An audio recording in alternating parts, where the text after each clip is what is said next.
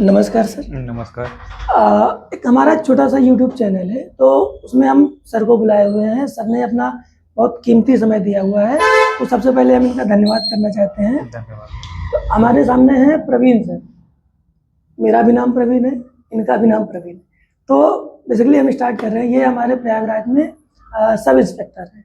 तो basically sir हम आपसे ये जानना चाहते हैं कि आपकी जर्नी कहाँ से स्टार्ट हुई?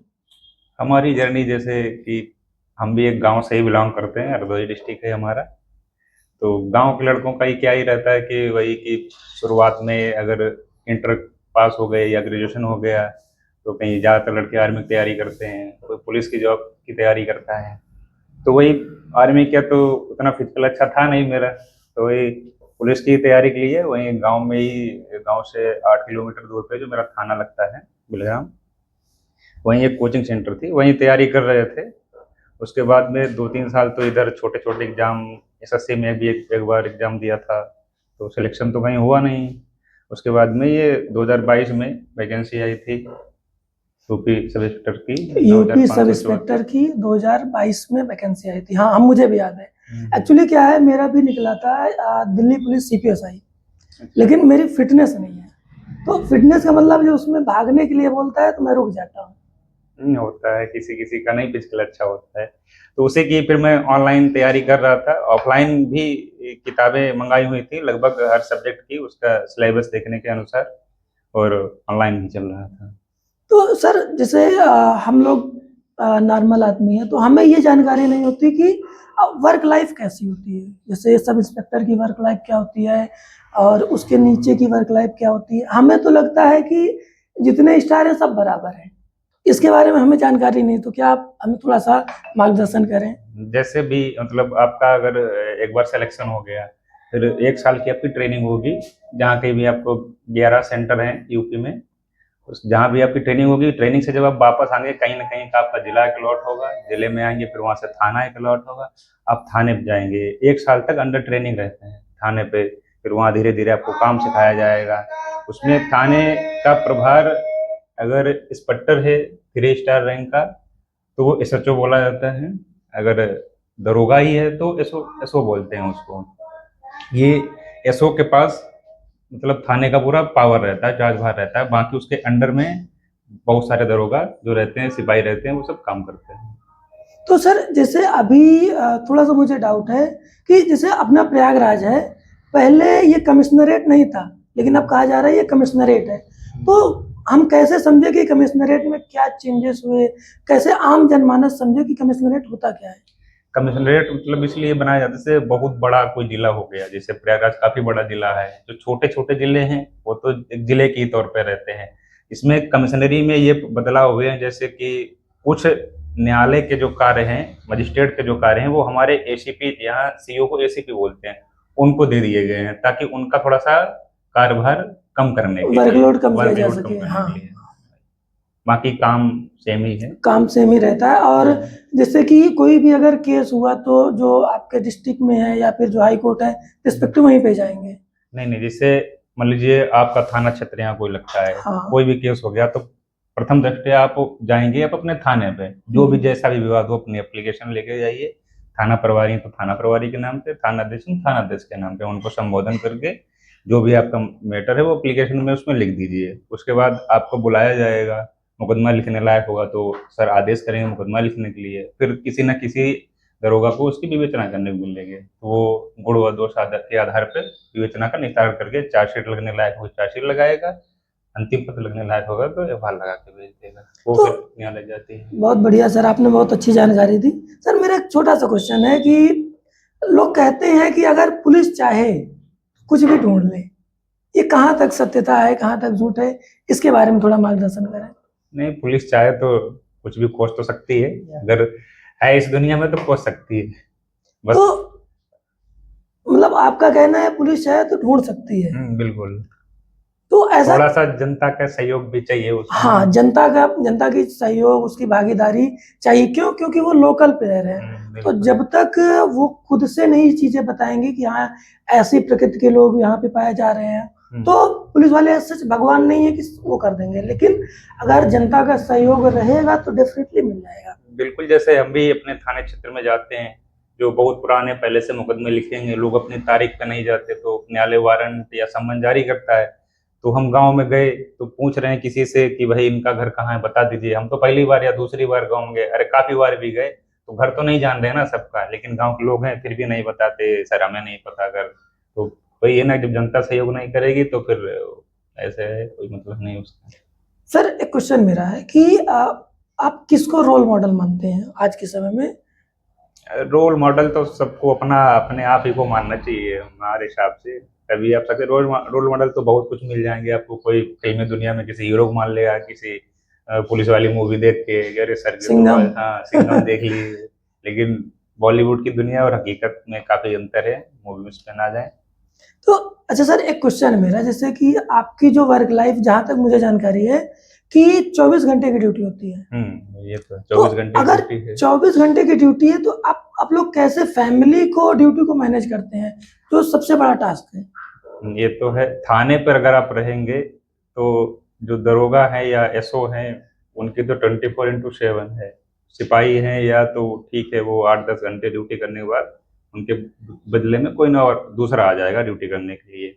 लेकिन दरोगा क्या है कि मान लीजिए आपने सुबह 10 बजे गए, 9 बजे गए थाने पर, शाम को 8-9 बजे वापस आ गए, आप चौकी प्रभारी हैं या किसी चौकी क्षेत्र में नियुक्त हैं चौकी प्रभारी के अंडर में, तो कोई घटना हो जा रही है 8-9 बजे के बाद में, तो फिर आपको एसओ फ़ोन करेगा या कोई सूचना कहीं से भी मिलेगी तो आपको जाना पड़ेगा। आप ये नहीं कह पाएँगे वहाँ कि नहीं सर हम तो अपनी ड्यूटी करके आ गए। जाना पड़ता है, ये 8-9 घंटे वाली ड्यूटी नहीं है थाने पर। अगर आप बहुत चरम सीमा पे है, लेकिन जहाँ तक मेरा मानना है कि अगर यूथ चाहे तो वो ये नहीं कह सकता कि मैं बेरोजगार हूँ। आज के टाइम समय में गवर्नमेंट ऑफ इंडिया भी ढेर सारे एमएसएमईज को प्रमोट कर रही है।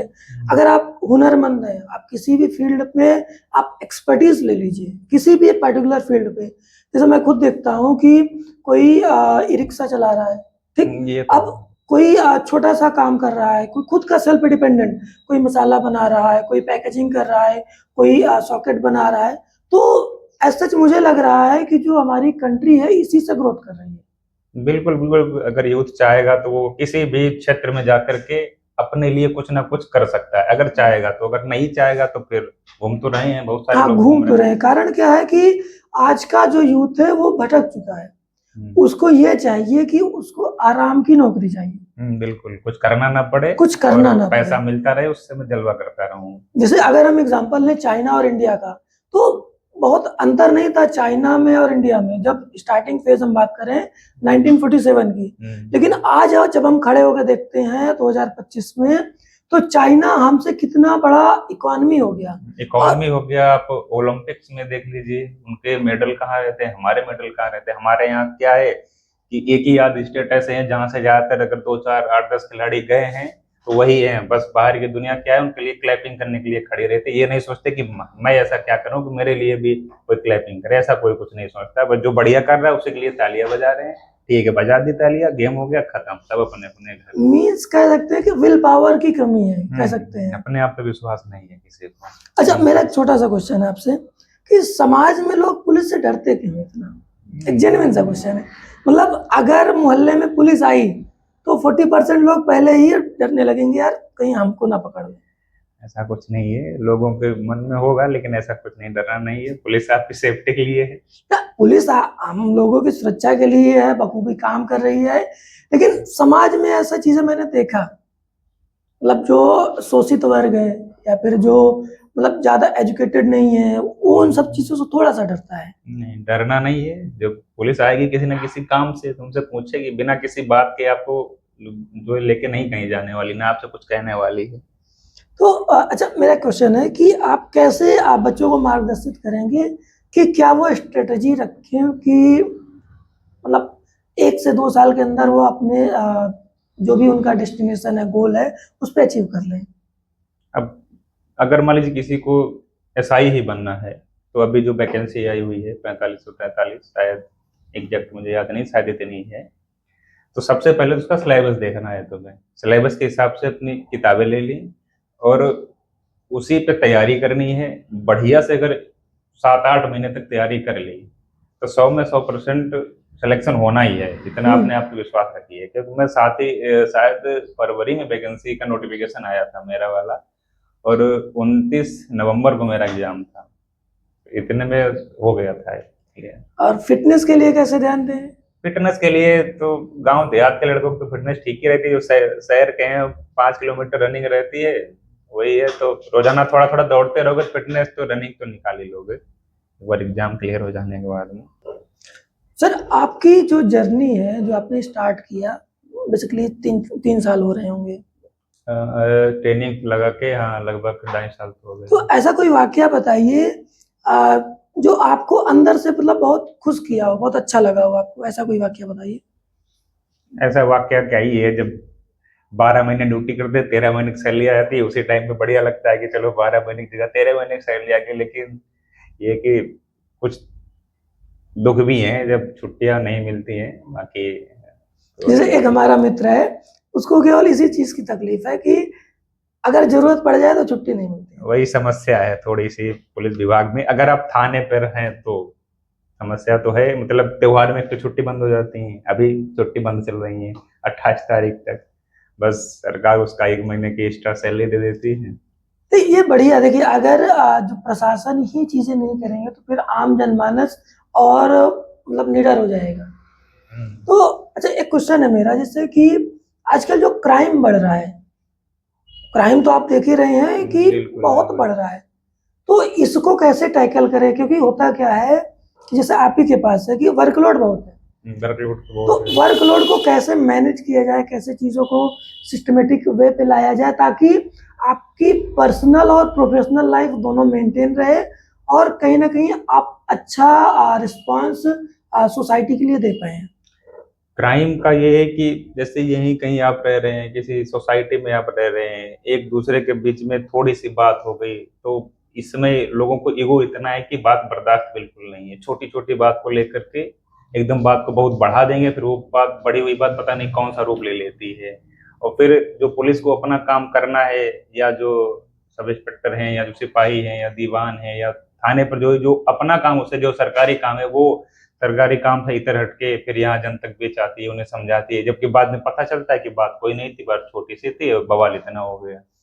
बस थोड़ा लोगों को अपना ईगो साइड में हटके, एक गांव मोहल्ले में आप लोग रहने वाले हो, किसी भी सोसाइटी में रह रहे हो, पुलिस तो 2 4 8 10 मिनट लेट ही पहुंचेगी, आप सूचना देंगे, पहले मोहल्ले वाला आपकी मदद करने के लिए किसी बात के लिए आएगा। तो ईगो साइड में रख के लड़ाई नहीं करनी है, कोई विवाद नहीं करना है।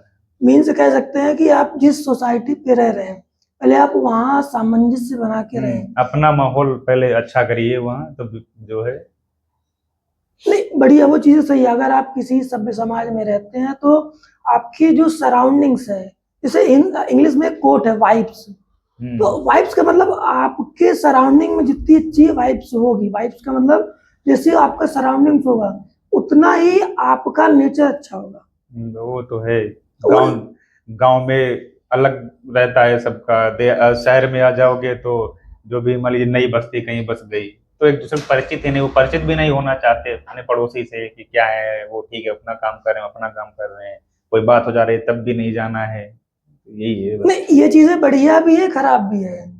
होता क्या है, शहर का जो कल्चर है वो डिफरेंट है, वहाँ पे आदमी इतना खुद अपने में बंधा हुआ है, इतनी लाइबिलिटीज हैं, रिस्पॉन्सिबिलिटीज है कि वो अपनों में मस्त है। तो ये बढ़िया है, लेकिन एक समाज के नाते, एक पड़ोसी के नाते एटलीस्ट आप अपने पड़ोसी का हालचाल तो जाने कि क्या उसके बीच में चल रही है। हम ये नहीं कह रहे हैं कि आप सबसे घुले मिले, लेकिन एक रिलेशन बना रहे कि अगर आपकी जरूरत पड़ी, मुसीबत पड़ी तो सबसे पहले आपका पड़ोसी ही काम आएगा और बाहर के लोग बाद में आएंगे। इवन आपके रिश्तेदार, नातेदार, कोई भी है, वो 2 घंटे 4 घंटे 1 घंटे बाद आएंगे, लेकिन जो आपका पड़ोसी है वो सबसे पहले वो आएगा, आपके दुख सुख का साथी है। तो हमारा भी यही कहना है कि जहां भी रहें, आप समाज के हिस्से हैं, समाज आप लोगों से ही मिलके बना है, तो सामंजस्य बना रहे। इससे कम्युनिटी में हारमोनी भी रहेगी और आपस में सब मिलजुल के रहेंगे। और इंडिया इसी नाम से ही जाना जाता है, इंडिया का जो नाम है इसी नाम से ही जाना जाता है, यूनिटी इन डाइवर्सिटी, मतलब विविधता में भी एकता। आपस में सामंजस्य बना के रहेंगे तो शायद ही हमें कहीं जाने की आवश्यकता पड़े। कोई बात हो जाएगी, अगर आपस में ही आप लोग मैनेज कर लेंगे, कहीं पर भी सामंजस्य होगा तो मैनेज हो जाएगा। बोलचाल ही नहीं है, हम तो जानते ही नहीं कौन है, तब फिर वहां जाना पड़ता है। तो सर एक मेरा लास्ट क्वेश्चन है कि अगर आज की जहाँ बात करें और आज से करीब 20-25 साल की बात करें पहले की, तो गांव में पंचायत चलती थी। तो जहां तक मुझे जानकारी है कि 60% केसेस पंचायत में सॉल्व हो जाते थे। बिल्कुल, वहाँ लोगों का व्यवहार ही, भाई अभी भी आप गांव में चले जाइए, किसी बहुत ही एक आध घर ऐसे या मोहल्ले ऐसे होंगे जहाँ लोगों की आपस में बनती नहीं होगी, लेकिन गांव में अभी भी वही हाल होगा। गांव में आप जाइएगा तो वहाँ जो बड़े बुजुर्ग या प्रधान जो गांव के ले रहे हैं या कोई सम्मानित आदमी है, तो जनता वहाँ उनकी बात मानती है, पुलिस को वहाँ। लेकिन शहर की तरफ या थोड़ा जो गांव ऐसे जो शहर के पास में बसे हुए हैं, उनसे उतना मतलब नहीं है उन्हें। वो छोटी सी बात को लेके पुलिस को बुला लेंगे, कोई भी बात जो घर में निपटने वाली बात रही होगी आपस में बातचीत होकर उसका सोल्यूशन निकल सकता है, लेकिन बिना वो पुलिस सोल्यूशन नहीं चाहते उसका। बहुत बहुत धन्यवाद सर, आपने इतना कीमती समय दिया हम लोगों को, इसके लिए बहुत बहुत शुक्रिया। तो एक बार फिर बुलाएंगे आपको, थोड़ा सा समय बाद, थोड़ा सा प्रमोशन हो जाए। हम तो चाह रहे हैं आप बहुत जल्दी इंस्पेक्टर हो जाएं, फिर एक बार फिर से इंटरव्यू करते हैं। तो अभी के लिए इतना ही रखते हैं। धन्यवाद। धन्यवाद।